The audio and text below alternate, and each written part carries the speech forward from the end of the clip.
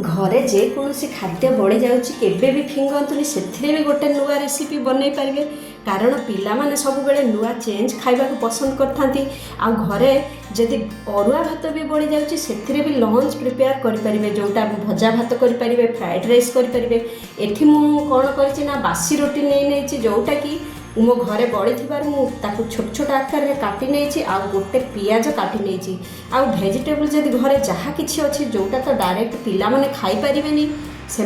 जो पकेले फ्लेवर आसी थाए से पसंद करथांती आ चटपटा खाइबा को पिला माने पसंद करथांती। एठी पत्रकोबी गाजर बीटरूट शिमला मिर्चा को छोट छोट आकार में काटी नेबे काटी नहीं कि पियाज को छोट छोट काटी देबे कंचा लंका को छोट छोट काटी देबे आउ रसुण को पारिबे बहुत छोट छोट काटी पारिबे किंबा छेची भी पारिबे जो तरीका बनइबे तार भी फ्लेवर आसीबो। आउ मु एठी कोन करछि पियाज को छोट छोट आकार काटी नै छै एपटर गोटे पात्र रे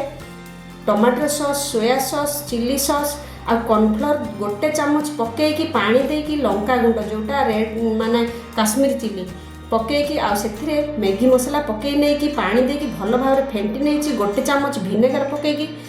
टिके खट्टा फ्लेवर आसिया भल भाव गोड़े नहीं कारण पिला माने मैगी मसला हेले ही खाइबे कारण तार फ्लेवर किछि अलग थाए।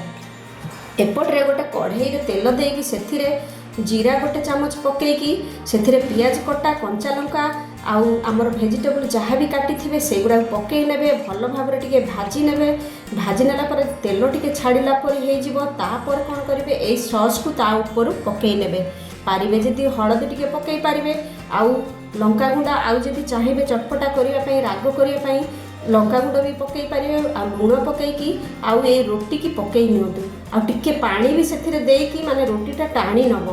पानी देकी भल भाव टिके पास्ता भाया कर दिंतु जोटा फास्ट फूड रे भी नहीं पारे स्ट्रीट फूड रे भी नहीं पारे।